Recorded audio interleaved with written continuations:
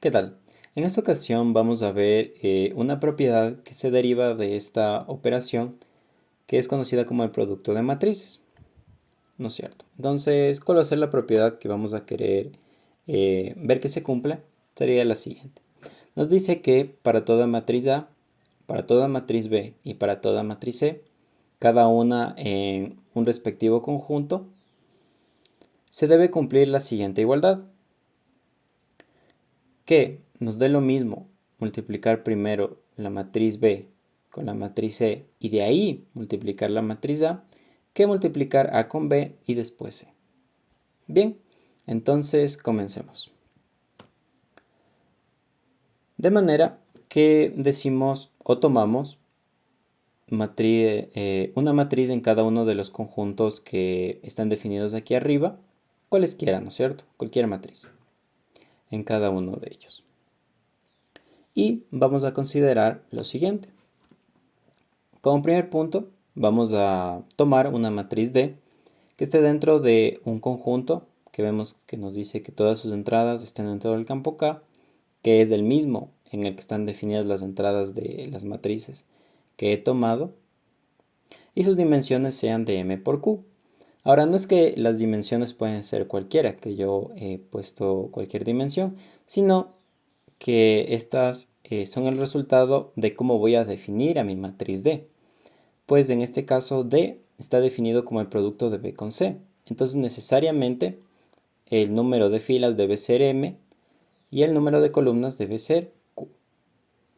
De la misma forma con F, he definido una matriz de F de tal manera que todas sus entradas estén dentro del campo K y sus dimensiones sean de M por P.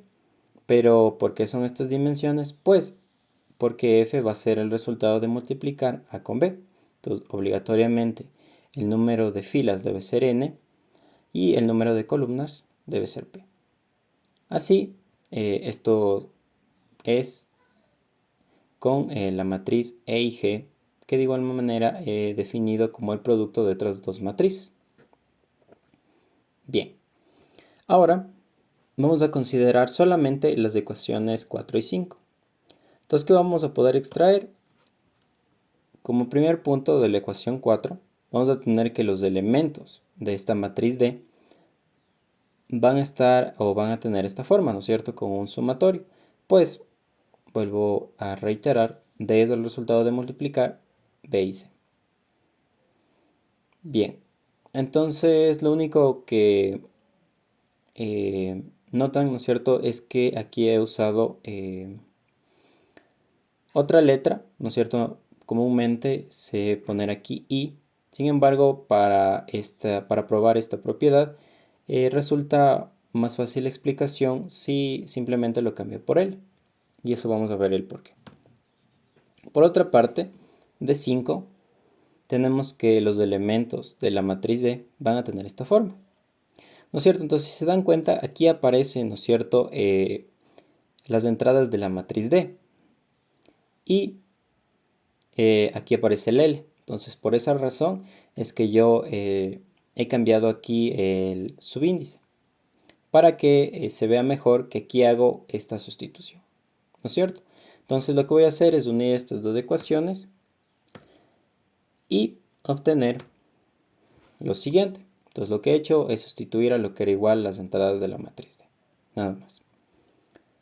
Así, ¿no es cierto? ¿Cómo he llegado aquí? Pues bien, tenemos que este elemento solo depende de I y L, ¿no es cierto?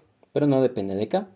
Por lo tanto, ante este sumatorio, este elemento trabaja como una constante y por lo tanto puede entrar tranquilamente sin afectar el resultado. Todo eso es lo que ha hecho, ha entrado al sumatorio. Ahora vamos a hacer un arreglo, vamos a definir, ¿no es cierto?, elementos con subíndices L y K de manera que sean igual al producto de estos tres factores, que si se dan cuenta son cada uno de los términos de este doble sumatorio. Bien, entonces si lo sustituyo, las entradas de la matriz D tendrían esta forma. Y es una propiedad que se va a dar que nos dice que esto va a ser igual a si intercambio el orden de los sumatorios. Si se dan cuenta, eso es lo que he hecho en esta parte de aquí. Y si tienen alguna duda, tengo una explicación un poco más detallada de cómo podemos ver que esta propiedad sí es verdadera. Y de hecho la pueden encontrar en este mismo canal y la dejaré, habrá una pestaña aquí arriba en donde puedan acceder a ese video. Bien, entonces continuemos. Como habíamos dicho, los elementos de nuestra matriz E ahora tienen esta forma, ¿no es cierto? Una vez que he intercambiado el orden de los sumatorios. Entonces lo que hago es, nuevamente aquí hago la sustitución. Ahora sí pongo los tres factores. Y lo que voy a hacer es sacar este tercer factor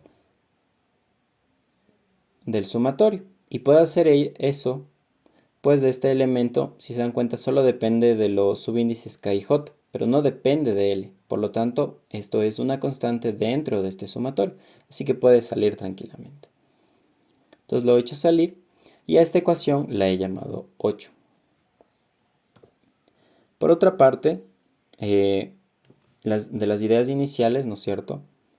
En particular la ecuación 6 y 7, que recuerden nos decía, la ecuación 6 nos decía que f va a ser igual al producto de a con b, g va a ser igual al producto de f con c. Entonces, ¿qué vamos a obtener de ello? Que la forma de sus elementos es la siguiente. Entonces, si se dan cuenta nuevamente, aquí aparecen los elementos de f, ¿no es cierto? Que tienen esta forma en particular. Por lo tanto, nuevamente voy a sustituir. Con ello, aparece nuevamente dos sumatorios. Y si es que recuerdan, esta forma ya la he encontrado antes. ¿Dónde? Pues la ecuación 8, si recién la vimos, la forma de los elementos de la matriz E es la misma, ¿no es cierto?, que la de los elementos de la matriz G. Por otra parte, si a este hecho le uno el que la matriz E y G pertenecen a un mismo conjunto y por lo tanto tienen las mismas dimensiones, se cumplen los dos criterios para decir que estas dos matrices son iguales. ¿No es cierto? Entonces tengo que E es igual a G. ¿Pero quiénes eran E y G? E, el resultado de multiplicar A con D. G, el resultado de multiplicar F con C.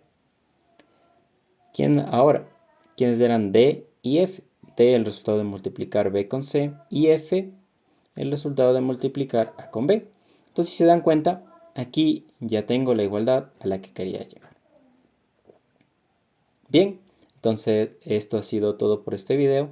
Espero les haya servido mucho la información y nos veremos en una próxima oportunidad.